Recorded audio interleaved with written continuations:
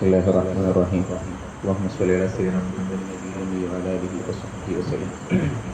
പ്രിയപ്പെട്ട യൂസുഫ് സഖാഫി ഉസ്താദ് അവരുടെ, പ്രിയപ്പെട്ട സുഹൃത്തുക്കളെ, ഇവിടെ നടക്കാനിരിക്കുന്ന ആർട്സ് ഫെസ്റ്റിൻ്റെ ഭാഗമായുള്ള ഒരു സിറ്റിംഗാണ് ഇപ്പോൾ നടന്നുകൊണ്ടിരിക്കുന്നത്. ഉസ്താദിനെ ഈ സദസ്സിലേക്കും അതുപോലെ എസ് മൗണ്ടിലേക്കും സന്തോഷപൂർവ്വം സ്വാഗതം ചെയ്യുന്നു. നമ്മൾ ഈ കൂടിച്ചേരലുകളെ കുറിച്ച് അതുപോലെ ഒന്നിച്ചിരിക്കുന്നതിനെ കുറിച്ചൊക്കെയാണ് സംസാരിക്കേണ്ടതെന്ന് തോന്നുന്നു. പിന്നെ ഈ ഒറ്റയ്ക്ക് നേടിയെടുക്കാൻ പറ്റാത്ത പല കാര്യങ്ങളും, ഒറ്റയ്ക്ക് പലരും ശ്രമിച്ച് വിഫലമായ പല കാര്യങ്ങളും സംഘം ചേർന്ന് നേടിയെടുത്തു എന്നുള്ളതാണല്ലോ ചരിത്രത്തിൻ്റെ ഒരു.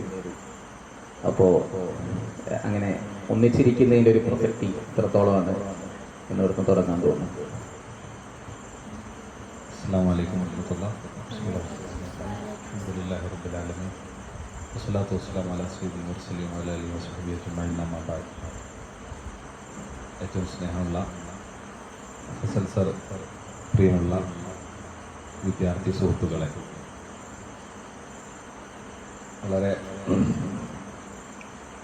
പ്രാധാന്യമുള്ള ഒരു ടോപ്പിക്കാണ്, ഒരു തീമാണ് നിങ്ങൾ ഈ കാലത്ത് ചർച്ച ചെയ്യാൻ വേണ്ടി തിരഞ്ഞെടുത്തിരിക്കുന്നത്. മനുഷ്യൻ ഒരു സാമൂഹിക ജീവിയാണ് എന്നൊക്കെ നമ്മൾ പറയാറുണ്ട്. ഇതൊരു സാഹിത്യ പ്രയോഗം മാത്രവുമല്ല, ഇത് വലിയൊരു യാഥാർത്ഥ്യമാണ്.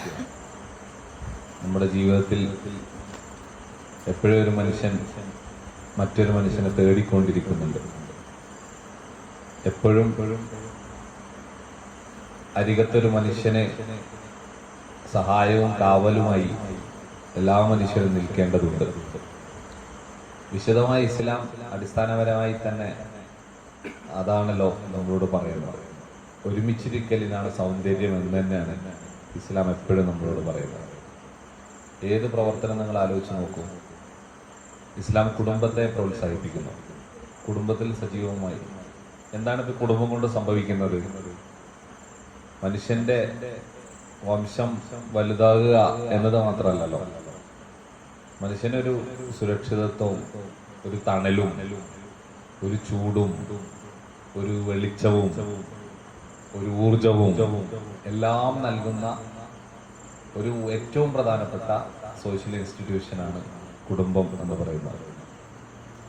കുടുംബം ഉണ്ടാകുന്നത് ഒരാൾ ഒറ്റയ്ക്കൊരു കുടുംബമാവില്ല, ലോകവും കുറേ ആൾ ചേർന്നാണ് ഒരു കുടുംബം. കുടുംബം വലിയൊരു തറവാടാണെങ്കിൽ എന്ത് രസമുണ്ടാവും അല്ലേ? വലിയൊരു തറവാട്. ആ തറവാട്ടിൽ എല്ലാവരും ഒന്നിച്ച് അല്ലേ സ്നേഹത്തോടെ കഴിയുമ്പോൾ അതെന്തൊരു ബലാണ് അല്ലേ? അങ്ങനെ കുടുംബത്തിൻ്റെത് മാത്രം നമ്മൾ നോക്കിയാൽ അങ്ങനെ തന്നെ. ومن آياته أن خلق لكم من أنفسكم أزواجا لتسكنوا إليها അല്ലേ? وجعل بينكم مودة ورحمة. എന്താണ് വൈവാഹിക ജീവിതം കൊണ്ട് സംഭവിക്കുന്നത് എന്ന് പറയുന്നത്? ലിതസ്കുനു ഇലൈഹ, സമാധാനത്തിന്റെ സമാധാനം കിട്ടണമെങ്കിൽ കൂടെ ഒരാൾ വേണം.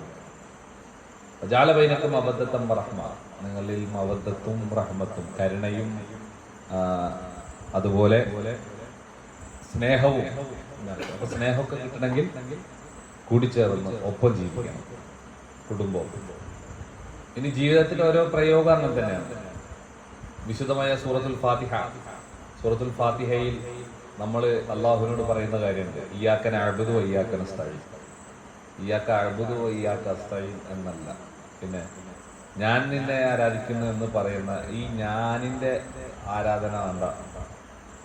എൻ്റെ ഞാൻ എന്ന് പറയുന്ന അഹംബോധം, അഹം തീർക്കുന്ന തടവറയിൽ നിന്ന് മോചനം ഉണ്ടായിട്ട് നമ്മളിങ്ങനെ നമ്മൾ എന്ന് പറയണം. ഞങ്ങൾ നിന്നെ ആരാധിക്കണം, ഞങ്ങൾ ആണോ? അവിടെയും കൊണ്ടൊരു കൂട്ടായ്മ അല്ലേ? അതിന്റെ അത് എല്ലായിടത്തും അങ്ങനെ ആരാധന എങ്ങനെയാണ് അല്ലേ? ഒരാൾ നിസ്കരിച്ചാൽ അയാൾക്കൊരു പ്രതിഫലം ഉണ്ട്, എന്നാൽ അയാൾ ഒരാളെ കൂടി ചേർത്താൽ മതി. അപ്പൊ അയാൾക്ക് എത്ര പ്രതിഫലം കിട്ടും? 27 ഇരട്ടി പ്രതിഫലം കിട്ടും. ഉണ്ടോ? ഇസ്ലാം പറഞ്ഞു തുടങ്ങാം നമുക്ക്. ഇനി ഇസ്ലാമിന്റെ വിധിവിലക്കുകൾ നിങ്ങൾ പരിശോധിച്ച് നോക്ക്. ഒരു എല്ലാ കാര്യത്തിലും ഇസ്ലാം ഇടപെടുമല്ലോ അല്ലെ. ചെറിയ കാര്യത്തിൽ ഇടപെടുക മീൻസ് എല്ലാ നമ്മുടെ പ്രവർത്തനങ്ങളെയും മനോഹരമാക്കാൻ വേണ്ടി ഇസ്ലാം പ്രവർത്തിക്കുക എന്നർത്ഥം. അപ്പൊ ഒരു യാത്ര പോകുമ്പോൾ എത്ര ആൾ പോകണം? ഒരാൾ ഒറ്റക്ക് പോകരുത്, 3 പേർ അല്ലെ. ഒരാൾ ഒറ്റക്കാണെങ്കിൽ ശൈത്താനാണ്, 2 ആളുണ്ടെങ്കിൽ ശൈത്താൻ തന്നെയാണ്, 3-ാമത്തെ ആളുണ്ടെങ്കിൽ യാത്ര എന്ന് പറഞ്ഞാൽ ഞങ്ങൾ ഇവിടുന്ന് മഞ്ചേരിക്ക് പോണതിനെ കുറിച്ചല്ല പറയുന്നത് അല്ലെ. അപ്പോ യാത്രയിൽ ഇങ്ങനെ നമ്മൾ ആലോചിച്ച് നോക്കിയാൽ എല്ലാ കാര്യവും ടുഗദർനെസ് ഉണ്ട്. അപ്പോഴേ മനുഷ്യ ജീവിതം പൂർണ്ണമാകുന്നു. എനിക്ക് ഒറ്റയ്ക്ക് എല്ലാം കഴിയുമെന്ന് വിചാരിക്കുന്ന ആളുകൾ അല്ലെ, അവർക്ക് ഫ്രണ്ട്സ് ഒന്നും ഉണ്ടാവില്ല. അവരുടെ ജീവിതം ഭയങ്കര അഹങ്കാരമായിരിക്കും. ഓരോ കാര്യങ്ങളൊക്കെ നടക്കുന്നുണ്ടാവും. ഞാൻ ഒറ്റക്കാന്ന് വിചാരിക്കും. ഫിറൗനെ സ്നേഹിച്ചവരുണ്ടാവും, ഭാര്യ പോലും സ്നേഹിച്ചിട്ടില്ല. കേട്ടോ, അതെന്തോണ്ടാ ഒറ്റക്കെന്ന് വിചാരിച്ചു. ഇങ്ങനെ ഉള്ള ആളുകൾ, ചില ഭയങ്കര സ്വാർത്ഥരായ സങ്കുചിതരായ ആളുകൾ ഉണ്ടാവും. ബലൂണുകൾ എന്ന് അവരെ കുറിച്ച് കുറച്ച് ദിവസം ഞാൻ പറഞ്ഞുകൊണ്ടിരിക്കുന്ന ഒരു പ്രയോഗം, അത് മാതൃഭൂമിയിൽ സുഭാഷ് ചന്ദ്രൻ പറയുന്നുണ്ട്. അത് എന്ത് പറഞ്ഞു? അപ്പോ ബലൂണുകൾ അല്ലെ, ഞാനെന്തോ സംഭവമാണ്, എന്നിലേക്ക് പിന്നെയും ഊതി നിറക്കണം. വിജ്ഞാനോ അറിവോ ഹിദായത്തൊന്നും അല്ലട്ടാ, എന്നിലേക്ക് നടക്കുന്നത് സ്വാർത്ഥത, എന്റെ ഭൗതികമായ സംഭവം. ഞാൻ വീണ്ടും വീണ്ടും പ്രദർശിപ്പിക്കപ്പെടുകയാണ്. അപ്പൊ ഞാൻ ബലൂണ് വിചാരിക്കുന്നത് ബലൂൺ എന്ന ഞാൻ വിചാരിക്കുന്നത് ഞാൻ കൂടുതൽ കാണപ്പെടുന്നു എന്നാണ്. ഞാൻ ഇനിയും കണ്ടുകൊണ്ടിരിക്കുന്നത്. മതി ഊതിയത്, ഇനി ഊതിയാൽ പൊടി പോലും കാണില്ല. മനസ്സിലായില്ലേ? പിന്നെന്താ അറിയോ, മുമ്പ് ഈ ബലൂൺ ഇതുവരെ പൊട്ടിയില്ല, അതാണ് പ്രശ്നം. പൊട്ടിയതൊക്കെ മുമ്പുള്ള ബലൂണാണല്ലോ. ജീവിച്ചിരിക്കുന്ന ഒരാൾ മരിച്ചിട്ടില്ല, അതാണ് ഒരു പ്രശ്നം. ജീവിച്ചിരിക്കുന്ന ഒരാൾ മരിച്ചിട്ടില്ല, അതൊരു പ്രശ്നമാണ്. ബലൂണ് ഇപ്പൊ നിലവിലുള്ള ബലൂണൊന്നും പൊട്ടിയില്ല, പൊട്ടിയാൽ പിന്നെ ബലൂണല്ല. അപ്പൊ ശരിക്കും പറഞ്ഞാൽ ഇങ്ങനെ ഒറ്റപ്പെടുന്ന സങ്കുചിതമായിട്ടുള്ള ഒരു മനസ്സ്. അപ്പൊ ഇതിൽ നിന്ന് നമ്മൾ പുറത്തിറന്നിട്ട് അവരന് വേണ്ടി ജീവിക്കുക. അപ്പോഴാണ് ടുഗദർനെസ്. നമുക്ക് ഇങ്ങോട്ട് കിട്ടുന്നതിനെ കുറിച്ച് നമുക്ക് കുറെ പറയാൻ പറ്റും അല്ലെ. ഒരാളൊന്ന് കൂടി നമുക്ക് 20 ഇരട്ടി പ്രതിഫലം കിട്ടും അല്ലെ. നമ്മൾ ചേർന്ന് നിന്നിട്ട് കിട്ടോ എന്നുള്ളതാണ് അല്ലെ. ഇപ്പൊ എ പി ഉസ്താദ് നിമിഷപ്രിയയുടെ വിഷയത്തിൽ ഇടപെടുമ്പോ ഉണ്ടോ ഉസ്താദിന്റെ ഒരു ഇടപെടൽ. ഉസ്താദ് തീർത്തും പ്രതികൂലമായിട്ടുള്ള ഒരു ഡിപ്ലോമസി ഒക്കെ ഉള്ള ഒരു രാജ്യത്തുമായുള്ള അല്ലെ, എല്ലാതരം നമ്മുടെ ഭൗതികമായിട്ടുള്ള വ്യവഹാരങ്ങളുടെയും അപ്പുറത്ത് മാനുഷികമായിട്ടുള്ള ഒരു ഇടപെടൽ നടത്തിയപ്പോ എന്തായി? ഹബീബ് ഉമർ തങ്ങളും ചേർന്ന് നിൽക്കുന്നു. ഇവർ രണ്ടുപേരും ചേർന്നാൽ, ലോകത്തെ ഏറ്റവും വലിയ പ്രമുഖരായ 2 പണ്ഡിതർ ചേർന്നാൽ പിന്നെ ആകാശവും ഭൂമിയും അത് കേൾക്കൂലേ? തീർച്ചയായിട്ടും കേൾക്കും. അപ്പൊ ആകാശം അള്ളാഹു കേട്ടു, ഭൂമിയും അത് കേൾക്കും. മനസ്സിലായില്ലേ?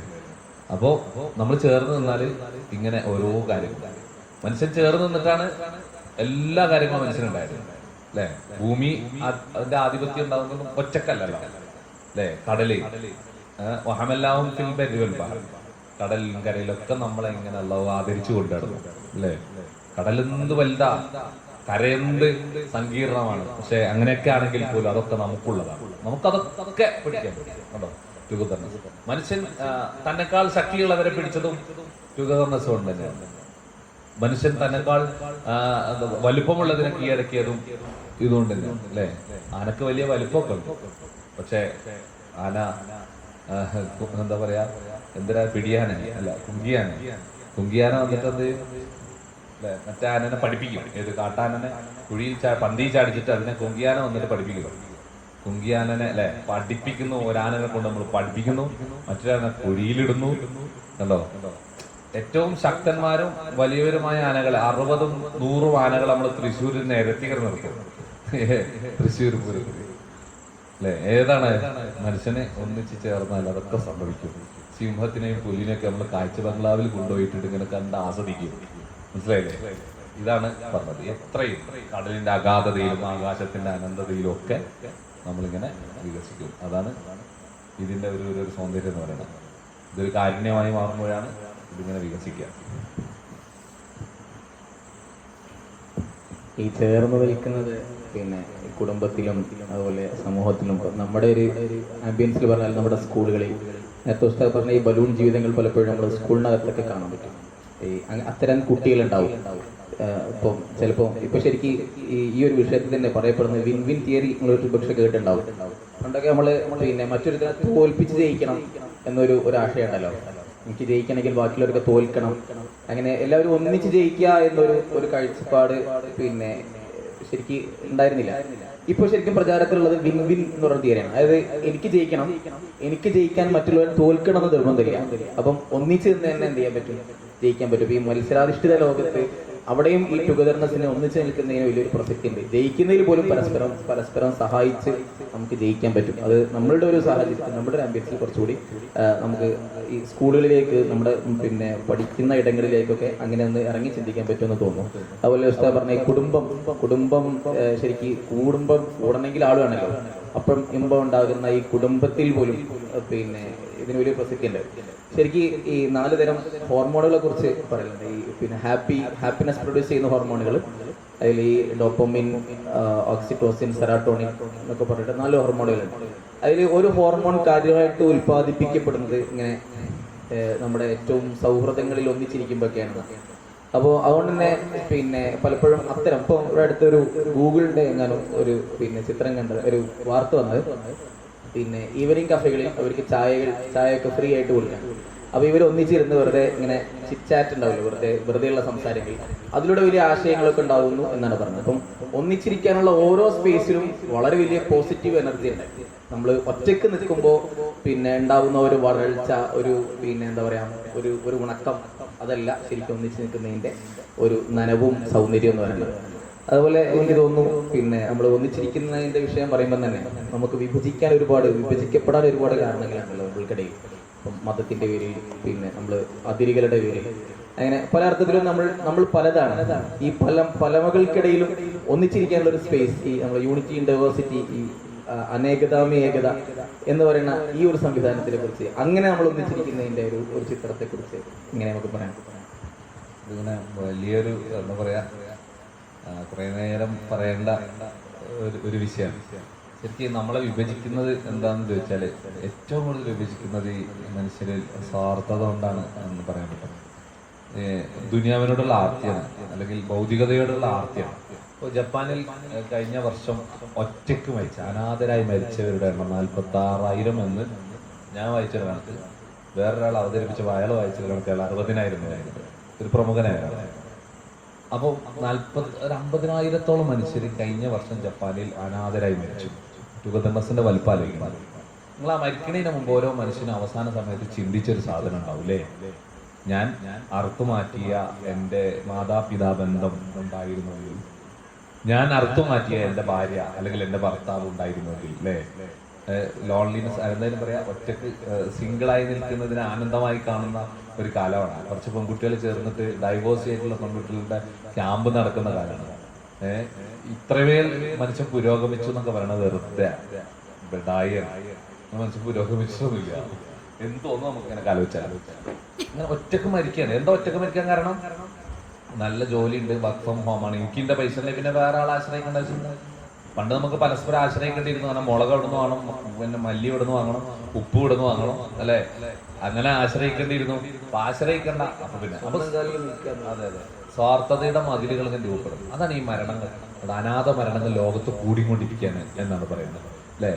ഈ വിഭജനം ശൈത്താന്റെ പെണ്ണിനെ ഭാര്യനെ ഭർത്താവിനെ വിഭജിക്കുക എന്നാണല്ലോ ശൈത്താന്റെ കാര്യമായിട്ടുള്ള ഒരു പണി. അപ്പൊ ഈ കുടുംബങ്ങളെ വിഭജിച്ചിട്ട് വെറുതെ തർക്കങ്ങൾ ഉണ്ടാക്കിയിട്ട് സന്തോഷങ്ങൾ കളഞ്ഞുകൊണ്ടിരിക്കും. ഇങ്ങനെ നമുക്കിടയിൽ വിഭജനം, ഈ വിഭജനത്തെ ഒരു ജിയോ പൊളിറ്റിക്സിന്റെ വിഭജനങ്ങളിലേക്ക് നമ്മൾ കടന്നുപോയാൽ, അന്താരാഷ്ട്ര തലത്തിലേക്ക്, രാജ്യങ്ങളുടെ തലത്തിലേക്കുള്ള വിഭജനങ്ങളിലേക്ക് നമ്മൾ കടന്നുപോയാൽ പറയുമാണ് അറിയാം, അല്ലെ. ടാഗോർ ഹെവൻ ഓഫ് ഫ്രീ എടുത്ത് പറയുന്നുണ്ടല്ലോ, പിന്നെ നാരോ ഡൊമസ്റ്റിക് വാളുകൊണ്ട് കുഞ്ഞു കുഞ്ഞു അഭ്യന്തര മതിലുകൾ, അതിന്റെ അർത്ഥം എനിക്കറിയില്ല, അങ്ങനെയൊക്കെ അർത്ഥം വെക്കുന്നത്. ചെറിയ ചെറിയ മതിലുകളെ കൊണ്ട് ഹിന്ദു, മുസ്ലിം, ക്രിസ്ത്യൻ, സിഖ്, ഈസായി എന്നൊക്കെ പറഞ്ഞിട്ടുള്ള നമ്മളിങ്ങനെ, അതുകൊണ്ടാണ് നമ്മൾ ആപ്പസ്മയം ബായി ബായി എന്നൊക്കെ പറയേണ്ടി വരുന്നത്. അങ്ങോട്ടും ഇങ്ങോട്ടും വിഭജിക്കണം ഓരോന്നും. നിങ്ങൾ ആലോചിച്ചൊക്കെ, നമ്മളെ കാലത്ത് സോഷ്യൽ മീഡിയ വലിയൊരു വിഭജനത്തിന്റെ വേദിയായിട്ട് മാറാണ്, അല്ലെ. സോഷ്യൽ മീഡിയ നമ്മളൊക്കെ ഉപയോഗിക്കുന്നവരാണ്. നമ്മളെ ബ്രെയിൻ റോട്ട് എന്ന് പേര് പറയും. നമ്മളെ ചിന്തകളെ ഒരു റൂട്ടിലേക്ക് കൊണ്ടുപോകുന്ന തരത്തില് ഒരു സിസ്റ്റത്തിലൂടെ നമ്മളെ മനസ്സിലാക്കിയിട്ട് നമുക്കനുസരിച്ചുള്ള അൽഗോരിതം സെറ്റ് ചെയ്തുകൊണ്ട് നമ്മൾ അതിന്റെ അടിമയാക്കി, നമ്മൾ അതിന്റെ താർക്കികനാക്കി, നമ്മൾ അതിന്റെ പ്രയോക്താവാക്കി, നമ്മൾ അതിന്റെ പ്രതിരോധിയാക്കി, പ്രതിരോധം നടത്തുന്ന ഒരു പരിചയമുള്ളവനാക്കി, ഇങ്ങനെയൊക്കെ ആക്കിയിട്ട് സോഷ്യൽ മീഡിയയിൽ എത്ര ഗ്രൂപ്പുകളാണ്, എത്ര സമൂഹങ്ങളാണ് അല്ലെ, പരസ്പര സംഘടനകൾ, പല സംഘടനകൾ രൂപപ്പെടുന്നവിടുന്ന സോഷ്യൽ മീഡിയയിൽ വിഭജനത്തിനുള്ള വഴികൾ കൂടുതലായിട്ടായിരുന്നു. മനുഷ്യന് ആർത്തി കൂടുമ്പോൾ അതിർത്തികൾ കൂടും എന്ന് പറയാൻ പറ്റും. ആർത്തി കൂടുമ്പോൾ അതിർത്തി കൂടും അല്ലെ. ഉള്ള അതിർത്തി വലുതാവും ചിലപ്പോൾ, മറ്റൊരു അതിർത്തി ഇങ്ങനെ എടുക്കും. ഇസ്രായേൽ ഫലസ്തീന്റെ അതിർത്തി എടുക്കും, അല്ലെങ്കിൽ ഇസ്രായേലിന്റെ അതിർത്തി തന്നെ അല്ലല്ലോ, ഒരതിർത്തി ഇല്ലാത്ത ഇസ്രായേൽ ഇവിടെ വന്നിട്ട് അവർക്കൊരു ഇടം കൊടുത്തപ്പോ ഇടം കൊടുത്ത പോലെ അതിർത്തി ഇങ്ങനെ എടുത്തോണ്ടിരിക്കണം. ആർത്തി കൂടുന്തോറും അതിർത്തികൾ കൂടും, അതിർത്തിയുടെ വ്യാപ്തിയും കൂടും, അതിർത്തിയുടെ എണ്ണവും കൂടും. അങ്ങനെയാണ് അതിർത്തികൾ ഇങ്ങനെ കൂടിക്കൊണ്ടിരിക്കുന്നത്. അതിർത്തിയൊക്കെ എന്ത് തമാശയല്ല അതിർത്തിയൊക്കെ. ശരിക്കും മനുഷ്യന് പരിഷ്കൃതനാണ് മനുഷ്യൻ എന്ന് പറയുമ്പോൾ ചിരിക്കാൻ തോന്നുന്നത് പിന്നെ അപ്പോഴാണ് അല്ലെ. റാഡ്ക്ലിഫ് ലൈനോ മൻമോഹൻ രേഖയോ ഇതൊക്കെ എങ്ങനെയാണ് മനുഷ്യനെ മുറിക്കാൻ പറ്റുക? ഈ രേഖകൾക്ക് എന്തിനു മുറിക്കാനേ പറ്റുള്ളൂ? നിങ്ങളിവിടെ ഉണ്ടാ? ഈ രേഖകൾക്ക് എന്തിനാണ് മുറിക്കാൻ പറ്റുക? ഭൂമിയെ അതും ഇതും എന്റേതാണ് എന്റേതാണെന്ന് പറയാൻ പറ്റും. മനുഷ്യനെ എങ്ങനെ മുറിക്കാൻ പറ്റുക? മനുഷ്യൻ എന്ന് പറഞ്ഞാൽ അങ്ങനെ മുറിക്കാൻ പറ്റുന്ന സാധനം അല്ല. മനുഷ്യനെ കാര്യമായിട്ട് മുറിക്കുക അനാട്ടമിയും ഫിസിയോളജി ഒക്കെ പഠിക്കുന്നതല്ല. അപ്പോ മനുഷ്യനെ മുറിക്കാൻ പറ്റില്ല അല്ലെ. ഇപ്പൊ ഈ ഇന്ത്യ ഇപ്പൊ ഒരു ഓപ്പറേഷൻ സിന്ദൂർ ഒക്കെ നടക്കുന്ന ആ ഒരു പശ്ചാത്തലത്തിൽ എന്റെ ഏറ്റവും വിഷമിപ്പിച്ച ഒരു ചിത്രം എന്താണ്? ഓപ്പറേഷൻ സിന്ദൂർ അല്ലെങ്കിൽ ആ സംഘടന എന്റെ അകത്ത് ബാക്കിയാക്കിയത് ചോദിച്ചാൽ ഒരു കുഞ്ഞിന്റെ കരച്ചിലൊക്കെ ഒരു അമ്മയുടെ കരച്ചിൽ, ഒരു ഉമ്മയുടെ കരച്ചിലാണ്. പാകിസ്ഥാനിയായ ഉമ്മ, ഇന്ത്യക്കാരിയായ ബാപ്പ, ഇന്ത്യക്കാരനായ ബാപ്പ, ഇന്ത്യയിൽ ജനിച്ച കുട്ടി, 1.5 വയസ്സുള്ള കുട്ടിയെ പാകിസ്ഥാനിലേക്ക് നിർബന്ധമായും പോവേണ്ട ഉമ്മ പോകുമ്പോൾ ആ മാറിൽ ചേർത്ത് പിടിച്ച് കൊണ്ടുപോകാൻ പറ്റൂല. ഉമ്മന്റെ മാറിൽ നിന്ന് ആ 1.5 വയസ്സ് 2 വയസ്സുള്ള കുഞ്ഞിനെ ഉമ്മയും കുടുംബവും നിർബന്ധിതരായി വലിച്ചെടുക്കുന്നതിന്റെ പേരാണ് അതിർത്തി. മനസ്സിലായോ? 500-ലധികം വരുന്ന പാവപ്പെട്ട റോഹിംഗ്യ മുസ്ലിമീങ്ങളെ കണ്ണുകെട്ടി കടലിലേക്ക് 2 കപ്പലിൽ തള്ളി 500 പേർ വെള്ളം കുടിച്ച് വെപ്രാളപ്പെട്ട് കടലിന്റെ ആഴിയിലേക്ക് താഴ്ന്നു പോയതിന്റെ പേരാണ് അതിർത്തി. അങ്ങനെയാണ് നമ്മുടെ ഇന്ത്യ രാജ്യത്ത് നിന്ന് കണ്ണിൽ ചോരയില്ലാത്ത ഇവിടുത്തെ സംഘീ ഭരണകൂടം അവര് നമ്മുടെ ഈ സഹോദരങ്ങളായിട്ടുള്ള മനുഷ്യർ എന്ന അർത്ഥത്തിലുള്ള സഹോദരങ്ങളായിട്ടുള്ള ഈ റോഹിംഗ്യകളെ നാട് കടത്തണം അല്ലെ. റോഹിംഗ്യ മുസ്ലിങ്ങളുടെ നിങ്ങൾ കണ്ടിട്ടുണ്ടോന്ന് അറിയില്ല. ഞാൻ പല നാട്ടിൽ നിന്നും അവരെ കണ്ടിട്ടുണ്ട്. റോഹിംഗ്യൻ മുസ്ലിങ്ങൾ എന്താണ് അവരുടെ കയ്യിലുള്ളത്? കുറച്ച് ചട്ടിയും പാത്രവും ശരീരവും മക്കളും ഇത് മാത്രമുണ്ട്. വേറെ എന്താ? ഭൂമിയില്ല, മണ്ണില്ല, ആകാശം, മേലാപ്പും ഭൂമി, പിന്നെ കട്ടിലുമായുള്ള മനുഷ്യർ. എത്രമേൽ അസ്വസ്ഥത. നാടില്ലാത്തവരല്ല കേട്ടോ, നാട്ടിൽ നിന്ന് നിഷ്കാസിതരായവരാണ്. നമ്മളിങ്ങനെ നോക്കിയാൽ എത്രയോ മനുഷ്യർ NRCയുടെയും CAയുടെയും പേരിൽ നമ്മൾ ആ സമരമൊക്കെ അവസാനിച്ചെന്ന് വിചാരിക്കുന്നു. ബീഹാറില്, ആസാമില്, പശ്ചിമ ബംഗാളിലെ മനുഷ്യരെയൊക്കെ ആസാമിലെ 100 കണക്കിന് വീടുകൾ തകർക്കപ്പെട്ടിരിക്കുന്നു. അവർ അതിർത്തി കടന്ന് വന്നവരാന്നാ പറയുന്നത്. അവർക്ക് 2 തെരഞ്ഞെടുപ്പിൽ പങ്കെടുക്കാൻ പറ്റൂല, അടുത്ത തെരഞ്ഞെടുപ്പിൽ പങ്കെടുക്കാം എന്നാണ് അവർക്കുള്ള കാര്യം. കാരണം രേഖകൾ തെളിയാത്തതുകൊണ്ട്. എന്നാൽ ഇപ്പോ അതിനും പറ്റാതെ അവരെ പുറത്താക്കും. 10,000-കണക്കിന് മനുഷ്യർ തെരുവിലാകുന്ന അനുഭവത്തെയാണ് നമ്മൾ അതിർത്തി എന്ന് പറയുന്നത്. 20 ലക്ഷം അഥവാ 20 ലക്ഷോ 2 മില്യൺ മനുഷ്യർ കൊല്ലപ്പെട്ട ഇന്ത്യ പാക് വിഭജനത്തിന്റെ പേരാണ് നമ്മൾ അതിർത്തി. ഇങ്ങനെ നമ്മൾ നോക്കിയാൽ എല്ലാം അങ്ങനെയാണ്. മനുഷ്യർക്കിടയിൽ മതിലുകൾ തീർക്കുന്ന ഈ മതിലുകൾ തീർത്തുകൊണ്ട് മനുഷ്യനെ വിഭജിച്ചുകൊണ്ട് പരസ്പരം നീ ഞാൻ എന്ന് പറഞ്ഞ് മതത്തിന്റെ പേരിൽ, സംസ്കാരത്തിന്റെ പേരിൽ, രാഷ്ട്രത്തിന്റെ പേരിൽ, റീജിയണലിസത്തിന്റെ പേരിൽ അങ്ങനെയൊക്കെ എന്നിട്ട് ലാഭം കൊയ്യാലാ അതിനിങ്ങനെ ഈ ചില ടൈം പറയാറുണ്ട്.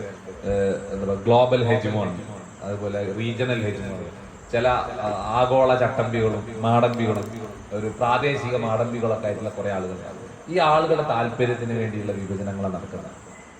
അപ്പോ നമ്മള് എല്ലാം പറഞ്ഞു അല്ലേ. ഇപ്പോൾ അതിർത്തികളുടെ മതത്തിന്റെ പേരിലാണെങ്കിലും അങ്ങനെ നമുക്ക് മാറി നിൽക്കാൻ, വേറിട്ട് നിൽക്കാൻ അനേകം കാരണങ്ങളുണ്ട്. പക്ഷെ അതിൻ്റെ അകത്തൊക്കെ ഈ പറഞ്ഞ ഒരു ടുഗദർനെസ്സിന്റെ സ്പേസ് ഉണ്ട്.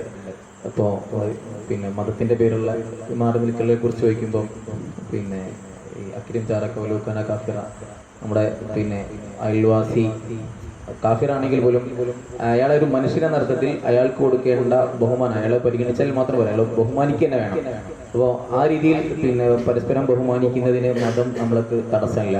പിന്നെ അപ്പുറത്തെ രാജ്യക്കാരാണ് കൃഷ്ണ പറഞ്ഞ പോലെ ആ ഒരു വരക്കപ്പുറത്താണ് എന്നുള്ളത് ഒരാൾ പിന്നെ നിഷ്കാസനം ചെയ്യപ്പെടേണ്ട, അല്ലെങ്കിൽ അവരുടെ വേദനയിൽ നമ്മൾ ആസ്വാദനം കണ്ടെത്തേണ്ട പിന്നെ ഒരു ഘടകം അതിലില്ല എന്നുള്ളതാണ് വീണ്ടും നമ്മുടെ ഈ പിന്നെ ഒന്നിച്ച് നിൽക്കുന്നതിൻ്റെ പ്രസക്തി തന്നെയാണ് പിന്നെ പറഞ്ഞത്. ഇനി കുറച്ചുകൂടി എനിക്ക് തോന്നുന്നു നമ്മൾ വിദ്യാർത്ഥികൾ എന്ന അർത്ഥത്തിൽ വിദ്യാർത്ഥികളുടെ സംഘാടനം എന്ന അർത്ഥത്തിലേക്ക് പിന്നെ വരാം എന്ന് തോന്നുന്നു. പിന്നെ വിദ്യാർത്ഥികളായ നമ്മൾ സംഘടിക്കുന്നതിൻ്റെ പ്രസക്തി എത്രത്തോളമാണ്, അതുപോലെ നമ്മൾ സംഘടിച്ചാൽ നേടാവുന്നതിൻ്റെ ഒരു ഊക്ക് എത്രയാണ്. ഇപ്പം നമ്മൾ കഴിഞ്ഞ NRC സമരങ്ങളിലൊക്കെ കണ്ട പോലെ ഈ ആസാദി പിന്നെ അത്തരം അത് നമ്മൾ റീസെൻ്റ്ലി നമ്മൾ കണ്ട പോരാട്ടങ്ങളാണ്. അത്തരത്തിൽ വിദ്യാർത്ഥികൾ ഒന്നിച്ച് നിൽക്കുന്നതിൻ്റെ ആ ഒരു കൂട്ടായ്മയുടെ ഒരു റിസൾട്ട് എത്രത്തോളമായിരിക്കും? വിദ്യാർത്ഥികൾ എന്ന് പറയുമ്പോൾ മതവിദ്യാർത്ഥികളാണ്. പ്രബോധനത്തിൻ്റെ കനലുകൾ മനസ്സിലിങ്ങനെ കത്തിച്ചു വെച്ചിട്ടുള്ള ആളുകളാണ്. തീർച്ചയായും മനുഷ്യരോടൊത്തല്ലാതെ നമുക്കൊരു ജീവിതമില്ല എന്നല്ല അല്ലേ, മനുഷ്യരെ തേടി ഉള്ള സഞ്ചാരങ്ങളാണ്. ഈ ഇവിടെ ഇങ്ങനെ നിൽക്കുമ്പോൾ ഇങ്ങോട്ട് കയറി വരുമ്പോൾ തന്നെ എത്രയോ വർഷം, ഒരു 10-12 വർഷം മുമ്പുള്ള ഒരു ഓർമ്മയാണ് എൻ്റെ മനസ്സിൽ വന്നത്. അന്നാണ് ഇതിനു മുമ്പ് ഇങ്ങോട്ട് വന്നത്. PMK ഉസ്താദിന്റെ ജനാസ ഇവിടെ ഇങ്ങനെ ആ വണ്ടിയിൽ ഇങ്ങനെ വരുന്ന നേരത്ത് വൈലത്തൂർ തങ്ങൾ പാപ്പ മുന്നിൽ നിന്ന് ഇങ്ങനെ ഇറങ്ങുന്ന ആ ഓർമ്മയാണ് എനിക്കുള്ളത്. അപ്പം ആ ഒരു മനുഷ്യൻ, PMK ഉസ്താദ് എന്ന മനുഷ്യൻ, അവര് അല്ലെ നിങ്ങളുടെ ഇതിൽ പറയുന്നത് പോലെ ഇരുളിൽ നിന്ന് കാച്ചിയെടുത്ത വെളിച്ചം. നമ്മളെ ചില ബോധങ്ങൾ ചില ഇരുളുകളാണ്. ആ ബോധങ്ങളുടെ ഇരുളിൽ നിന്ന് ഒരാളൊരു വെളിച്ചമായിട്ട് ഇങ്ങനെ അതിനിടയിൽ സമാനനായ ഒരു മനുഷ്യൻ, എന്നാൽ സമാനരായ പലരുടെയും വലിപ്പമില്ലാത്ത മനുഷ്യൻ, അതിന്നിങ്ങനെ ഉയർന്നിങ്ങനെ വരാൻ. PMK ഉസ്താദിനെ നിങ്ങൾ ഫോട്ടോയിൽ നിങ്ങൾ കണ്ടിട്ടുണ്ടാവും. എന്തായാലും ഇതിൻ്റെ അത്ര നിങ്ങൾ എന്തായാലും ഇല്ല, ചെറിയൊരു മനുഷ്യൻ. ആ ചെറിയൊരു മനുഷ്യൻ ഇങ്ങനെ കത്തിച്ച ഒരു കനൽ അല്ലെ, ആ മനുഷ്യൻ ഇങ്ങനെ ഈ ഒരു പ്രബോധന സംഘാടനത്തിന്റെ പ്രവർത്തനങ്ങളുമായി എന്തു വലിയ ദൈക്ഷണിക സംഘാടനമാണ് ഉസ്താദ് നടത്തിയത് നിങ്ങൾ ആലോചിച്ച്. ആ സംഘാടനത്തിൻ്റെയൊക്കെ വലിപ്പത്തിൽ നമുക്ക് ഇപ്പോഴൊക്കെ അങ്ങനെ ചെയ്ത് തുടങ്ങാൻ തന്നെ കഴിയുന്നുള്ളൂ. അത്ര അർത്ഥത്തിലുള്ള ആഴത്തിലുള്ള സംഘാടനത്തിന്റെ വലിയ മാതൃക തീർത്തുകൊണ്ട് സംഘാടനം, പ്രബോധനം അല്ലെ, ഒരു വൈജ്ഞാനിക സമൂഹത്തിന്റെ സംഘാടനത്തിന്റെ പ്രതിഫലനം എന്താണ്? ആ വൈജ്ഞാനിക സമൂഹം ഉൾക്കൊള്ളുന്ന ആശയത്തിലേക്ക് ആ ചേർന്ന് നിൽക്കുന്ന മനുഷ്യരൊക്കെ കടന്നു വരും. എത്ര മനുഷ്യരാണ് ഈ വെളിച്ചം തേടി ഇങ്ങോട്ട് വന്നത്, വെളിച്ചം തേടി ആ PMK ഉസ്താദിന്റെ അടുക്കിലേക്ക് വന്നത്. ആ കബറിൽ ആ വെളിച്ചത്തിന്റെ തുടർച്ചകൾ, പിന്നെയും വെളിച്ചം പ്രവഹിക്കുന്ന കബറായിട്ട് അത് മാറുന്നത് അല്ലെ. ദുനിയാവിൽ തന്നെ അതിന് ചില പുതിയ രൂപങ്ങൾ അല്ലെ. നമ്മളെ ഷൗക്കത്ത് ഉസ്താദിനെ പോലെയുള്ള ആളുകൾ പിന്നെയും ആ ഒരു ദീപം കത്തിച്ചിട്ട് കാശ്മീരിൽ പോയി വെളിച്ചമാവുന്നു എന്നൊക്കെ പറഞ്ഞ അല്ലെ. നിങ്ങൾ ഈ കുന്ന് തെരഞ്ഞെടുത്തത് കാശ്മീർ കുന്നായത് കൊണ്ടാണോ എന്നെനിക്ക് അറിയില്ല. ഏതായാലും പിന്നെ ഉമ്മുൽ ഖുറ അല്ലെ, ഇരുളിന്റെ അകത്ത് വെളിച്ചം കത്തിച്ചു വന്നതാണ് അല്ലെ. ആ ഉമ്മുൽ ഖുറയിൽ നിന്നാണ് ആ വെളിച്ചം, എല്ലാ വെളിച്ചം വന്ന് ഉമ്മുൽ ഖുറയിൽ നിന്നാണ്. ഉമ്മുൽ ഖുറയിലെ ഹിറാ ഗുഹയിൽ നിന്നാണ് എല്ലാ വെളിച്ചങ്ങളും ഉണ്ടായത്. ഹിദായത്തിന്റെ വെളിച്ചം എന്ന് പറയുന്നത്. ആ വെളിച്ചത്തിന്റെ ഇതിവൃത്തം ഇഖ്റ, വായിക്കുക, പഠിക്കുക. അപ്പൊ നിങ്ങളുടെ എല്ലാ അർത്ഥത്തിലുള്ള ഒരു മനുഷ്യനോട് സംവദിക്കാനുള്ള സർവ്വ നിബന്ധനകളും ഒത്തിട്ടുള്ള മനുഷ്യരാണ്. അപ്പോ നമ്മൾ സംവദിക്കണം. അപകടകാരികൾ ആരെയും കൂടെ ഇരിക്കരുത്. അപകടകാരികൾ നമ്മൾ ജയിലിൽ കൊണ്ടുവരും അല്ലേ. ഗോവിന്ദച്ചാമിയെ നമ്മൾ ജയിലിൽ കൊണ്ടുവരും. അങ്ങനത്തെ ഓരോ ആൾക്കാരുണ്ട്. അപകടകാരികൾ ഉമ്മ ഓരോനൊപ്പം കൂടെ ഉണ്ടാകും, ഉസ്താദ് ഓരോനൊപ്പം കൂടെ ഉണ്ടാകും, മുതിർന്ന ആൾക്കാർ പറയും അല്ലെ. അപകടകാരികളല്ലാത്ത നന്മയുടെ മനുഷ്യരുടെ കൂടെയോ കൂടിക്കൊണ്ടിരിക്കണം. നിങ്ങൾ ആരാണ്? നന്മയുടെ ജീവിക്കുന്ന അല്ലെ, നന്മക്ക് ജീവൻ വെച്ച രൂപങ്ങളാണ്. അപ്പോ നിങ്ങളെ മനുഷ്യരോട് ചേർന്ന് നിൽക്കുക എന്നുള്ളത് ഈ പ്രപഞ്ചത്തിന്റെയും പ്രകൃതിയുടെയും ആവശ്യമാണ്. അപ്പൊ നമ്മൾ സംഘാടനം നടക്കണം, നമ്മൾ സംഘടിക്കണം, മനുഷ്യരോട് സംവദിക്കണം. PMK ഉസ്താദ് എപ്പോഴും പറയാറുള്ളത്, ഉസ്താദിന്റെ അടുത്ത് വളരെ കുറച്ച് ക്ലാസ്സുകൾ കേട്ടിട്ടുള്ളൂ. അപ്പോൾ എനിക്ക് ഏറ്റവും അവസാനം ഉസ്താദിന്റെ അടുത്ത് കേട്ട ഒരു പ്രോഗ്രാമിൽ ഉസ്താദ് പറഞ്ഞത്, നിങ്ങൾ മനുഷ്യരോട് സംസാരിക്കണം എന്നാണ്. നിങ്ങൾക്ക് അപരിചിതരായ ആളുകളില്ല. ബസ്സിൽ നിങ്ങൾക്ക് അപ്പുറത്തിരിക്കുന്നത് നിങ്ങളുടെ പറഞ്ഞത് നമ്മളൊരു ബന്ധുത്വത്തിന്റെ ഏറ്റവും അടുത്ത ഒരിടത്ത് തന്നെ ഓലെ പ്രതിഷ്ഠിക്കണം, ഓരോട് സംസാരിക്കണം. ട്രെയിനിലും നിങ്ങൾക്ക് അപരിചിതരില്ല, സംസാരിക്കണം. ഇന്നിപ്പോൾ സൈക്കോളജി ഒക്കെ പറയുന്ന ഒരു മണിക്കൂർ നേരം ഒപ്പം യാത്ര ചെയ്തിട്ട് പരസ്പരം സംസാരിച്ചില്ലെങ്കിൽ അടുത്ത സൈക്കാട്രിസ്റ്റിനെ പോയി കാണിക്കണം എന്നാണ്, മനസ്സിലായില്ലേ? അപ്പോ ഇങ്ങനെ പിന്നെ നമ്മളോട് സംസാരിക്കാൻ പറഞ്ഞ പ്രബോധനത്തിന്റെ ഈ നിങ്ങളോട് ഞാൻ ഇവിടെ വെച്ചിട്ട് അല്ലെ ഷൗക്കത്ത് ഉസ്താദിനെ ഇങ്ങനെ കാണുന്ന ഈ മനുഷ്യരോട് ഞാൻ എന്ത് പറയാനാണ്, ഇവരൊക്കെ കാണുന്ന പ്രബോധനത്തിന് വേണ്ടി നാടും വീടൊക്കെ വിട്ടുപോയി അങ്ങനെയൊക്കെ വെച്ച മനുഷ്യരോട് നമ്മളൊന്നും അങ്ങനെ കുറെ ഒന്നും ചെയ്തില്ല, അല്ലെങ്കിൽ ഒന്നും ചെയ്തില്ല. അപ്പൊ ഈ സംഘാടനം വളരെ പ്രധാനമാണ്. ഇസ്ലാം യദുല്ലാഹി അലൽ ജമാഅ എന്നതാണ് സംഘാടനം, അതിനാണ് ഇസ്ലാമിന്റെ സഹായം. കൂടിച്ചേർന്ന് എല്ലാം അങ്ങനെ തന്നെയാണ് അല്ലെ. നമുക്ക് 40 അംഗ മുശാവറകളാണ്. കേരളത്തിലെ ഏറ്റവും മികച്ച 40 പണ്ഡിതന്മാരെ ഇടക്ക് ചേർന്നിട്ടാണ് ഈ ഉമ്മത്തിന്റെ എന്താ പറയാ വൈജ്ഞാനികവും സാമൂഹികവുമായിട്ടുള്ള ദാഹത്തെ ശമിപ്പിക്കുന്നത്. ഇവരൊറ്റക്കൊറ്റക്കാണെങ്കിലോ ഇവരൊറ്റക്കൊറ്റക്കാണെങ്കിൽ ഇവിടെ എന്തായിരിക്കും? ഉത്തരേന്ത്യയിൽ പോയി നോക്കിയാൽ മതി എന്തായിരിക്കും എന്ന് മനസ്സിലാവാൻ അല്ലെ. അപ്പോ പിന്നെ ഇവര് ഒന്നിച്ചു നിൽക്കുന്നു അല്ലെ. നമ്മുടെ സംഘടനാ പ്രസ്ഥാനങ്ങളൊക്കെ ഓരോ മീറ്റിങ്ങുകൾ നടത്തുന്നു. എന്താണ് ഒരു മീറ്റിംഗിൽ നടക്കുന്നത്? ഈ ഉമ്മത്തിനെ മുന്നോട്ട് നയിക്കാനുള്ള വലിയ ആശയങ്ങളുടെ രൂപീകരണമാണ് അല്ലെ. ഒറ്റക്കാകുമ്പോ ഒറ്റക്ക് ജീവിക്കുമ്പോ ഞാൻ പറയുന്നതിനേക്കാര സംഭവം അല്ലെ. ചില വാപ്പാരുണ്ടാവും പെരയില്, അല്ലെങ്കിൽ ചില അമ്മാവന്മാരുണ്ടാവും. അത്തരം ആളുകൾ ഓല് വിചാരിക്കും ഓലിക്ക് മറുവാക്കുണ്ടാവില്ല. മറുവാക്കില്ലാത്ത മറ്റൊരാൾ അഭിപ്രായം പറയാനോ പ്രതികരിക്കാനോ ഇല്ലാത്ത മനുഷ്യൻ അല്ലെ, പിന്നെ വിഡ്ഢിയാണെന്ന് പോലും അറിയാതെ പിന്നെ ജീവിച്ച് മരിക്കപ്പെട്ട ആളുകളേക്കാണ്. അപ്പൊ സംവാദങ്ങൾ നടക്കും അല്ലെ. സംഘാടനത്തിൽ ഏറ്റവും കൂടുതൽ നടക്കുന്നത് സംവാദമാണ്. സംവാദം എന്ന് പറഞ്ഞാൽ നിങ്ങളുടെ ബോധത്തിൽ ചിലപ്പോ ടിപ്പിക്കൽ സംവാദത്തെ കുറിച്ചല്ല ഞാൻ പറയുന്നത്. സംവാദം എന്ന് പറഞ്ഞാൽ മനുഷ്യനോട് അങ്ങോട്ടോട് സംവദിച്ചുകൊണ്ടേയിരിക്കുക. എത്രയോ കാര്യങ്ങൾ നമുക്ക് പറഞ്ഞുകൊണ്ടിരിക്കാനുണ്ട്, ചർച്ച ചെയ്യാനുണ്ട്, നന്മയ്ക്ക് വേണ്ടി ഒരുമിച്ച് കൂടാ. നിങ്ങൾ നിങ്ങളുടെ വിദ്യാർത്ഥി സംഘാടനം നടത്തും. എന്താ നിങ്ങൾ ചേർന്ന് നിങ്ങൾക്ക് പറയാം? നിങ്ങളിങ്ങനെ ഒരാളൊരു കാര്യം ഉന്നയിക്കും, നമ്മളെ ലൈബ്രറി ഒന്ന് വികസിപ്പിക്കണം. അപ്പൊ ഏതൊക്കെ പുസ്തകങ്ങൾ വേണം? അപ്പൊ പുസ്തകങ്ങളെ കുറിച്ചുള്ള ആലോചനകളായി. അപ്പൊ 4 ആൾ 4 പുസ്തകങ്ങളെ കുറിച്ച് പഠിക്കും. അവന്റെ തലയിൽ പിന്നെ എന്തൊക്കെ കത്തും. അങ്ങനെ വായന. പുസ്തകത്തിന്റെ ആളായി, മറ്റോ ഇത് വായിക്കുന്ന ആളായി. പിന്നെ പുസ്തകങ്ങൾ വരലായി. പുസ്തകങ്ങൾ വന്നാൽ ഖിയാമത്ത് നാൾ വരെ ആ പുസ്തകങ്ങൾ ഇവിടെ വായിക്കപ്പെടും. അതിൽ നിന്നൊക്കെ ദൈക്ഷണികമായി ഊർജ്ജം കൊള്ളുന്ന മനുഷ്യരിവിടെ ഇങ്ങനെ അത് നിങ്ങളുടെ സംഘാടനത്തിന്റെ ഗുണമാണ് അല്ലെ. നിങ്ങൾ കുത്തുബ്ഖാനയെ കുറിച്ച് ചിന്തിക്കും. കുത്തുബ്ഖാന എന്ന് പറഞ്ഞാൽ അത് അറബിയിലുള്ള കിതാബ് ലൈബ്രറി. പിന്നെ അപ്പൊ അതിനെ നമ്മൾ പവിത്രമായി കാണുന്നു. അപ്പൊ അതിനെ കുറിച്ച് ആലോചിക്കുന്നു. അത് നിങ്ങളുടെ സംഘാടനത്തിന്റെ പ്രധാനപ്പെട്ട കാര്യമാണ്. ഇപ്പൊ SSF നിങ്ങൾക്ക് പറയുന്ന 4 സെക്രട്ടറിമാരാരാ അല്ലെ. അത് ഇങ്ങനത്തെ ഒന്നല്ല. ഒന്ന് റീഡിങ് ആൻഡ് റിഫ്ലക്ഷൻ എന്നാണ്. വായനയും അതിന്റെ പ്രതിഫലനങ്ങളൊക്കെ ഉണ്ടാവേണ്ട ഒരു ഏരിയ. റിസർച്ചുകൾ, അതിനെക്കുറിച്ച് ചിന്തിക്കണ്ടേ? നിങ്ങൾ എങ്ങനെ ആലോചിക്കും? എന്താണ് ഇവിടുത്തെ പ്രശ്നങ്ങൾ അല്ലെ. സമൂഹത്തിൽ ഇറങ്ങുമ്പോഴാണ് പ്രശ്നം മനസ്സിലാവുക. സമൂഹത്തിൽ ഇറങ്ങുമ്പോൾ പ്രശ്നം മനസ്സിലാവും.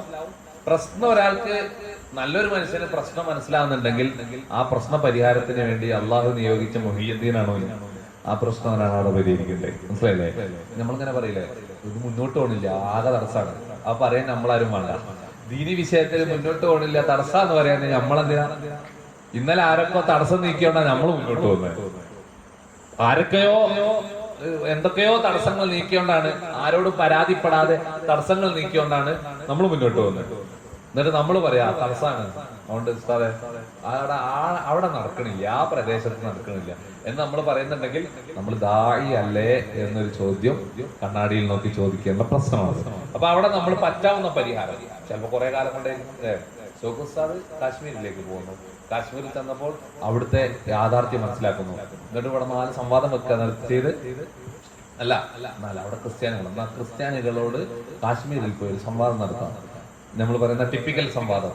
ഈ സംവാദം നടത്താം എന്ന് അല്ലല്ലോ ഉസ്താദ് ചെയ്തത്. ഉസ്താദ് എന്ത് ചെയ്ത്? അവിടെ ഒരു തടസ്സമുണ്ട്. ആ തടസ്സത്തെ കുറിച്ച് ആ തടസ്സം നീക്കാൻ ഞാൻ തയ്യാറാണ്. ആ തടസ്സം നീക്കാനുള്ള പ്രവർത്തനത്തിന് വേണ്ടി നിങ്ങളുടെ പ്രാർത്ഥനയും തണലും വേണമെന്ന് ഉലമാക്കളോട് ചോദിക്കുന്നു അല്ലെ. സംഘാടനത്തിന്റെ ഈ ദാവാ പ്രവർത്തനത്തിന്റെ വലുപ്പം മനസ്സിലാക്കിയ കേരളത്തിലെ ഏറ്റവും വലിയ ഭീഷണയായ സുൽത്താനുൽ ഉലമ ഉസ്താദിനെ പോലുള്ള ഭീഷണയുള്ള പണ്ഡിതന്മാർ അതിന് സമ്മതം കൊടുക്കുന്നു. അങ്ങനെ അവർ പോകുന്നു, പ്രവർത്തിക്കുന്നു, അവിടെ സംഘാടനം നടക്കുന്നു. ഇപ്പൊ എത്ര സ്ഥലത്താ അവിടെ അല്ലെ. കേരളത്തെ തോൽപ്പിച്ചുകൊണ്ടിരിക്കുകയാണ്. കേരളത്തിനെ കടക്കാൻ പോവാണ് പല സംസ്ഥാനങ്ങളും എന്നാണ് നമ്മളെ സാറൊക്കെ പറയുന്നത്. കേരളത്തിനെ തോൽപ്പിക്കാൻ പോവാണ്. എന്തിന്? ദൈവത്തിന്റെ കൂട്ടായ്മയുടെ മെമ്പർഷിപ്പിൽ എന്നൊക്കെ പറയുമ്പോൾ SSFന്റെ മെമ്പർഷിപ്പ് അടക്കം ഇങ്ങനെ നമ്മൾ ഈ സംഘാടനങ്ങളെ നിരന്തരമായി നമ്മൾ തുടങ്ങും. അപ്പൊ നമുക്ക് വലിയ ദൗത്യമുണ്ട്. നിങ്ങളുടെ സംഘാടന എവിടെയൊക്കെയാണ്? നിങ്ങളുടെ സംഘാടനം ഇപ്പോ ഇനി നിങ്ങൾ ചിന്തിക്കരുത് കേട്ടോ. നിങ്ങളെ ചിന്ത ഇനി കാശ്മീർ പോയി അപ്പൊ നമുക്ക് അതിൽ ഹരിയാന നമ്മൾ അങ്ങനെ മാത്രമല്ല. നിങ്ങൾ ഹരിയാന അല്ല, ഹാർവാർഡാണ് നിങ്ങൾ ചിന്തിക്കുന്നത്. ഹാർവാർഡിലെ സംഘാടനത്തെ കുറിച്ച് നിങ്ങൾ ചിന്തിക്കണം. ഹാർവാർഡിൽ ഒരു പള്ളിയുണ്ട്, ആ പള്ളിയിലെ ഇമാമ നിൽക്കുന്നതിനെ കുറിച്ച് ചിന്തിക്കണം. ഡിപ്പാർട്ട്മെന്റിൽ റിസർച്ച് നടത്തുന്നു, ഹാർവാർഡിലെ പള്ളിയിൽ ഇമാമ എടുക്കുന്നു, സുബൈൻ്റെ ഹാർവാർഡിൽ ഫത്തുൽമിയും വേണ്ടവന് ഫത്തുൽമി എടുത്തു കൊടുക്കുന്നു, റിയാദു സാലിന് വേണ്ടവര് റിയാദു സാലിൻ എടുത്തു കൊടുക്കുന്നു. ഹാർവാർഡിൽ സംഘാടനം സാധ്യമാക്കുന്നു, MITയിൽ സംഘാടനം സാധ്യമാക്കുന്നു, മസാച്യൂസെറ്റ്സിൽ സംഘാടനം സാധ്യമാക്കുന്നു, അതുപോലെ ബെർലിനിൽ സംഘാടനം സാധ്യമാക്കുന്നു. ഇങ്ങനെ വിവിധങ്ങളായ സർവകലാശാലകൾ എഡിൻബർഗിലും ബെർക്ക്ലിയിലും ഇവിടെയൊക്കെ സംഘാടനം സാധ്യമാക്കുന്നു. അത്തരം ഇടങ്ങളിലൊക്കെ മനുഷ്യരെ ചേർത്ത് പിടിക്കുന്നു. അല്ലെ? ഹോളിവുഡ് എന്തിനുള്ളതാണ്? ഹോളിവുഡ് ആർക്കോ എന്തോ ചെയ്യാനുള്ള അല്ല, ഹോളിവുഡ് നമുക്കും എന്തോ ചെയ്യാനുള്ളതാണ്. ഞാൻ ഒരു എക്സ്ട്രീം പറയണം അല്ലെ. അവിടെ റസൂലുള്ളാഹിന്റെ പേര് ഇങ്ങനെ ഉയരത്തിൽ എഴുതി വെച്ചിരുന്നല്ലേ സല്ലല്ലാഹു അലൈഹി വസല്ലം. അങ്ങനെ ആ പേര് അവിടെ സ്ഥാപിക്കപ്പെട്ടിട്ടുണ്ട്. ഇനി എന്താ ഹോളിവുഡ്? നിങ്ങൾക്ക് എന്തുകൊണ്ട്? അവിടെ ഉള്ളൊക്കെ കത്തിപ്പോയല്ലോ. അപ്പൊ ഇനി ഒരു പുതുമ, ഒരു കത്തി തീർന്നാൽ പിന്നെ മുളക്കുന്ന നല്ല നാമ്പുകൾ, അത് എന്തുകൊണ്ട് നമ്മളതാക്കിക്കൂടാ അല്ലെ? അപ്പൊ ബേണില് അല്ലെ, അവിടെ സ്വിറ്റ്സർലൻഡിലെ ബേണിൽ ഡാനിയൽ സ്ട്രൈസ് എന്ന് പറയുന്ന ഇവാഞ്ചലിക്കൽ ക്രിസ്ത്യാനി ഒരു പുതുമുസ്ലിമായി. കാരണം ഇസ്ലാമിനെതിരെ അയാൾ കുറെ പ്രവർത്തിച്ചു. അപ്പൊ അയാൾക്ക് വിജയിക്കാൻ പറ്റി. അപ്പൊ അയാൾ മനസ്സിലാക്കി ഇസ്ലാമിനെതിരെ കുറെ ആശയങ്ങൾ എനിക്ക് കിട്ടും, ഖുർആനും ഹദീസും അയാൾ വായിച്ചാൽ പഠിക്കാൻ തുടങ്ങി. അപ്പൊ അയാൾ മനസ്സിലാക്കി ഇസ്ലാമിനെതിരല്ല എനിക്ക് കിട്ടിയത്, എനിക്കെതിരെ കിട്ടിയത് ഇസ്ലാം ഞാൻ മനസ്സിലാക്കുന്നു എന്ന് പറഞ്ഞാൽ അയാൾ മുസ്ലിം ആവുകയും പള്ളികൾക്കെതിരെയാണ് ഏറ്റവും കൂടുതൽ അയാൾ സമരം ചെയ്തത്. അതിന്റെ പ്രതിഫലമായി സ്വന്തം പണം കൊണ്ട് ബേണിൽ, സ്വിറ്റ്സർലൻഡിന്റെ തലസ്ഥാനമായ ബേണിൽ അല്ലെ, വാച്ചുകളുടെ തലസ്ഥാനം, ആ തലസ്ഥാനത്ത് വെച്ച് അദ്ദേഹം എന്തുണ്ടാക്കുന്നു? ഒരു പള്ളി നിർമ്മിക്കുന്നു. ആ പള്ളിയിലേക്ക് അടുത്ത മുദരിസ് ആരാണ് എന്നതാണ് ചോദ്യം. അങ്ങനെ പരിശോധിച്ച് നോക്കിയാൽ ഇനി ഇങ്ങനെ സുഖമുള്ള വെസ്റ്റിൽ മാത്രം പോണ്ട, അതിനേക്കാൾ ഒരു ആന്തരിക സൗഖ്യം ലഭിക്കുന്ന ആഫ്രിക്കയിലേക്ക് പോകും, അല്ലെങ്കിൽ മറ്റു ഇടങ്ങളിലേക്ക് പോകും. അന്റാർട്ടിക്കയിൽ ഒരു ശാസ്ത്രജ്ഞനായി ചെല്ലൂ, അവിടെ മറ്റു ശാസ്ത്രജ്ഞർക്ക് ഒരു വെളിച്ചം പകരും. അവിടെ ഇപ്പൊ നിലവിലുള്ളത് ചർച്ച മാത്രമാണ്. എന്തുകൊണ്ട് അവിടെ ഒരു പള്ളി അന്റാർട്ടിക്കയിൽ ഉണ്ടാവുന്നില്ല? അത് നിങ്ങൾ ആരും പോകുന്നില്ല, അതിന്റെ പ്രശ്നം. ഇങ്ങനെ തുടങ്ങി നമ്മുടെ സംഘടനവും നമ്മുടെ ചിന്തയും ഇങ്ങനെ വികസിച്ച് അടുത്തത് യസോമിനാഥ് പറയുന്നത് 300 പ്രകാശ വർഷം അപ്പുറത്ത് ഭൂമിയെ പോലെ ഒരു ഗ്രഹമുണ്ടെന്നും അവിടെ മനുഷ്യന് താമസിക്കാൻ പറ്റുമെന്നാണ്. അപ്പോൾ ഇന്റർവ്യൂവർ ചോദിക്കുന്നുണ്ട്, എങ്കിൽ എങ്ങനെയാണ് അവിടേക്ക് പോകാൻ പറ്റുക എന്ന്? മനുഷ്യൻ എത്തൂലല്ലോ, അപ്പൊ മരിക്കുമല്ലോ. അപ്പൊ എന്താ ചെയ്യുക? അപ്പൊ കുടുംബമായിട്ട് പോകും. അതിനകത്ത് കല്യാണ മണ്ഡപം ഉണ്ടാവും, അതിനകത്ത് അവർ കല്യാണം കഴിക്കും, അവിടെ സ്കൂളുകൾ ഉണ്ടാവും. അങ്ങനെ ഏതോ തലമുറ 100 വർഷപ്പുറത്തെത്തുന്നതാണ് സ്വാമിനാഥ്, കഴിഞ്ഞ ISROയുടെ ചെയർമാൻ, ഇന്ത്യ കണ്ട പ്രമുഖനായ ഒരു സയന്റിസ്റ്റ് പറയുന്നത്. അപ്പൊ എനിക്കതിൽ അയാളുടെ ഒരു ചോദ്യം കൂടി ചോദിക്കാണ്ടെങ്കിൽ ഞാൻ അതിലില്ലാത്തതുകൊണ്ട് വീഡിയോ ആണല്ലോ കാണുന്നത്. അവിടെ എത്തുന്ന ഈ 300 പ്രകാശ വർഷത്തെ നിമിഷങ്ങളെ കൊണ്ട് മറികടക്കാനുള്ള ഒരു വാഹനം ഭാവി മനുഷ്യൻ കണ്ടെത്തും എന്നാണ് എനിക്ക് തോന്നുന്നത്.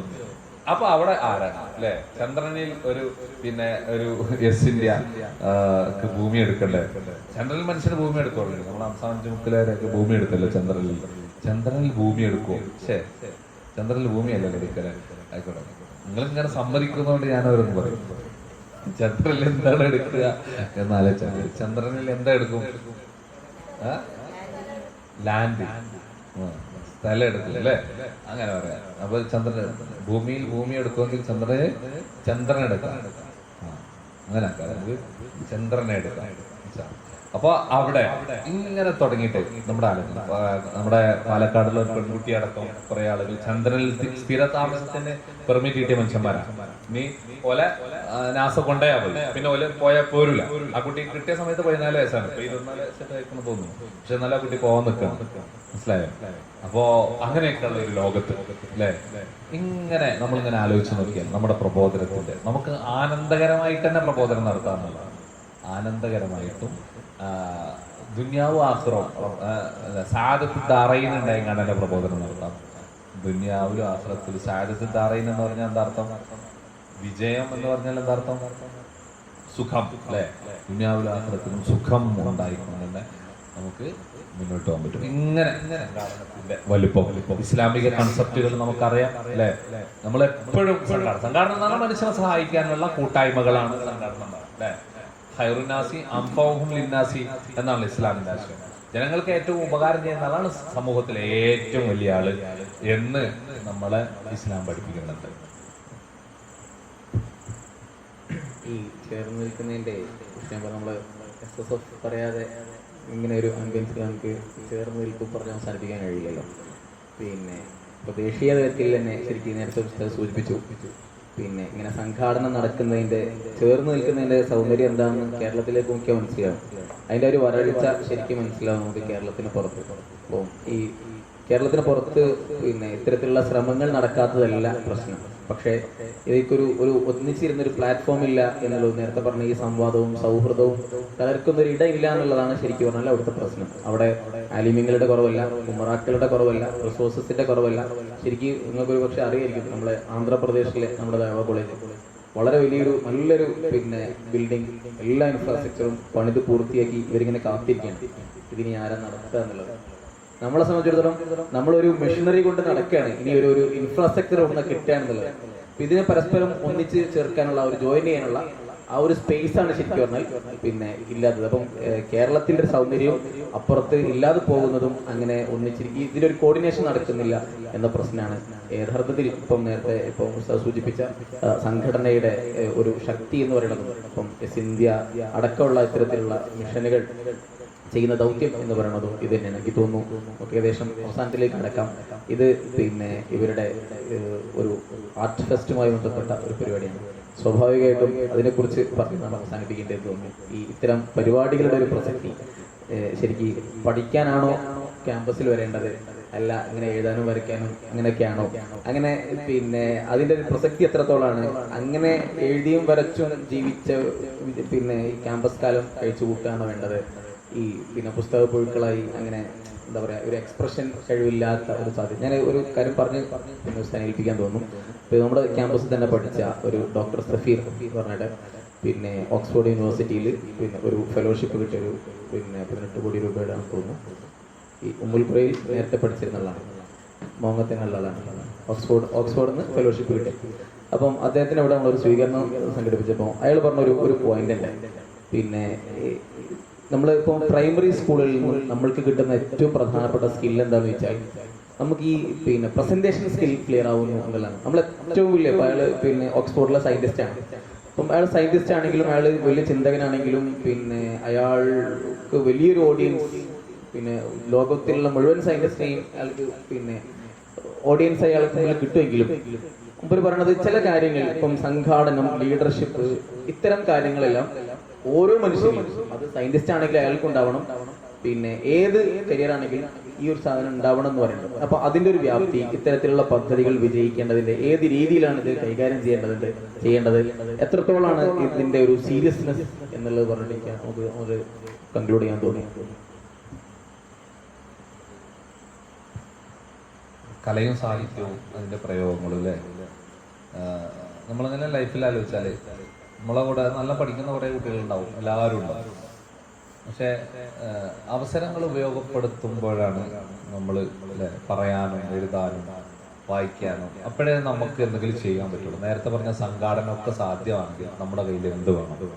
ഷൗക്കത്ത് പിന്നെ ഡിപ്ലോമസി മാത്രമല്ലല്ലോ ഉള്ളത്, നല്ലവണ്ണം ആ മനുഷ്യരോട് സംസാരിക്കാനുള്ള ശേഷി. എങ്ങനെയാണ് ഷൗക്കത്ത് അവരോട് സംസാരിക്കാനും അവരിലേക്ക് എഴുതാനും കുസാനും ശേഷി ഉണ്ടായിരുന്നു? അവരോട് സംസാരിച്ചാൽ മാത്രം പോരാ, ഈ നാട്ടുകാരത് ബോധ്യപ്പെടുത്താനുള്ള എഴുത്തിന്റെ ശേഷി ഒക്കെ ഉള്ളതുകൊണ്ടാണ്. ഇങ്ങനെ കുറേ ശേഷികളിലൂടെ ഷൗക്കത്ത് ഉസ്താദ് ആവട്ടെ, ഫാറൂഖ് ഉസ്താദ് ആവട്ടെ, അവരൊക്കെ ഒരു പ്രബോധനത്തിൽ ഇത്ര വിജയിച്ചത്. ഒരു കലാപ്രകടനം, ഒരു സർഗാത്മക ശേഷി എന്ന് പറയുന്നത് ഒരു പുതിയൊരു ചിറകാണ് നമുക്ക് നൽകുന്നത്. പിന്നെയും നമുക്ക് പറക്കാൻ പറ്റും. കണ്ടോ, ഇപ്പൊ എഴുതാ പ്രഭാഷണം നടത്താന്നൊക്കെ പറഞ്ഞാല് എല്ലാവർക്കും കഴിയുന്ന കഴിവാണ്. പക്ഷെ ഇത് കഴിവ് എല്ലാവർക്കും ഉണ്ടാവും. പക്ഷെ പരിശീലനങ്ങളാണ് നടക്കേണ്ടത്. അതാണ് ഫെസ്റ്റിന്റെ പ്രസക്തി. ഫെസ്റ്റിൽ സജീവമായിട്ട് ഈ പരിശീലനങ്ങൾ നടക്കണം അല്ലേ. അപ്പോ പിന്നെ നമുക്ക് എവിടെ ചെന്നാലും ഇപ്പൊ ഞങ്ങള് ഇതേപോലെ സാറ് പറഞ്ഞ അലിഗറിൽ പോയപ്പോ, അലിഗറിൽ PG ചെയ്ത കാലം, ആ കാലത്ത് കുട്ടികളെ ചേർത്ത് പിടിക്കണം, എന്താണ് നിങ്ങൾ? അപ്പോൾ ഞങ്ങളപ്പോൾ ഞങ്ങൾ 2-3 ആളുകൾ ക്യാമ്പസ് കാലത്ത് ഉറുദു പ്രസംഗത്തിൽ സജീവമായി പങ്കെടുത്തുകൊണ്ട് ആ കുട്ടിയോട് സംസാരിക്കണം. എൻ്റെ അകത്തൊരു മോട്ടിവേഷൻ വരുന്നുണ്ട്. ഈ ഉറുദു എനിക്ക് അങ്ങനെ ഒരു നമ്മൾ സാധാ മലയാളത്തിൽ പറഞ്ഞ ചെലവാക്കേണ്ട ഒരു സ്ഥലം വരാൻ പോകുന്നുണ്ടല്ലോ. അപ്പൊ അതെന്തുകൊണ്ടാണ്? ആ ഒരു സാധനം ഉള്ളിൽ ഉള്ളത് കൊണ്ടാണ് നമ്മള്. അപ്പോൾ ആ സമൂഹത്തോട് സംസാരിച്ച് തുടങ്ങുക എന്ന് പറയുന്നത് ഭയങ്കര ആനന്ദകരം. സംസാരിക്കുമ്പോഴല്ലേ ഈ മനുഷ്യരൊക്കെ നമ്മൾ കേൾക്കുന്നുണ്ട്. മനസ്സിലാവും. പൊട്ട ഉറുദാണെങ്കിൽ കേൾക്കുന്നുണ്ട്. പറഞ്ഞ് പിന്നെ എന്താ പറയാ അല്ലെ, ഇപ്പൊ ഫാറൂഖ് ഉസ്താദ് അവിടുത്തെ മൗലാനമാനെക്കാട്ടിലും ആള് കൂടുന്ന പ്രവാചകനായി മാറുകയാണ്. മനസ്സിലായില്ലേ? അപ്പൊ ഇങ്ങനെ നമ്മളുടെ കഴിവുകൾ, എഴുത്തിന്റെ ശേഷി എത്രയാണ്, നമ്മൾ എത്ര എഴുതാനുണ്ട് അല്ലെ? നിങ്ങൾ ആലോചിച്ച് നോക്ക്. മഹാനായ ഇമാം നബവി റളിയല്ലാഹു അൻഹു, ഇമാം നബവി റളിയല്ലാഹു അൻഹു എത്ര അല്ല ജീവിച്ചെന്ന് നിങ്ങൾക്കറിയോ? എത്ര അല്ല ജീവിച്ചേ? 45 കൊല്ലം. കല്യാണം കഴിച്ചിട്ടില്ല, പരമ്പരയില്ല, മക്കളില്ല.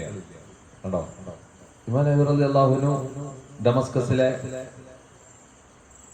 ദാറുൽ ഹദീസിലെ മുദരിസാണ്. അന്നവിടെ ഭരിച്ചുകൊണ്ടിരിക്കുന്നത് ബൈബർസ് രാജാവ്. ഇമാം ഇന്നും ജീവിക്കുന്നു ശറഉൽ മുഹദ്ദബിലൂടെ. നബി ഇമാം ഇന്നും ജീവിക്കുന്നു റിയാദുസ് സാലിഹീനിലൂടെ അല്ലെ? നബി ഇമാം ഇന്നും ജീവിക്കുന്നു മറ്റു രചനകളിലൂടെ.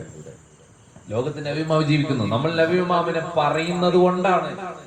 എവിടെയോ ഒരു ഏരിയയിൽ ചരിത്രം പറയുമ്പോൾ എവിടെയോ ഒരു സ്ഥലത്ത് മാത്രമാണ് ബൈബറസ് സുൽത്താൻ നമ്മൾ പറയുന്നത്.